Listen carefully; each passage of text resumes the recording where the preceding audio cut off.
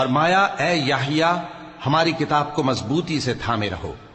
اور ہم نے ان کو لڑکپن ہی میں دانائی عطا فرمائی تھی اور اپنے پاس سے شفقت اور پاکیزگی دی تھی، اور وہ پرہیزگار تھے اور وہ اپنے ماں باپ کے ساتھ نیکی کرنے والے تھے اور سرکش اور نافرمان نہیں تھے۔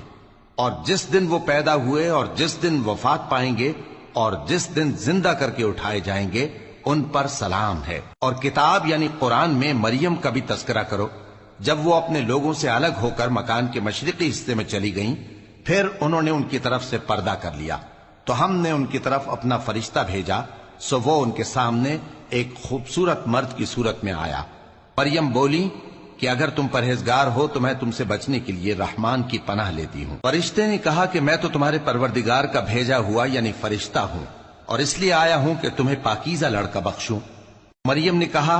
کہ میرے ہاں لڑکا کیوں کر ہوگا جبکہ مجھے کسی مرد نے بطور شوہر چھوا تک نہیں اور میں بدکار بھی نہیں ہوں۔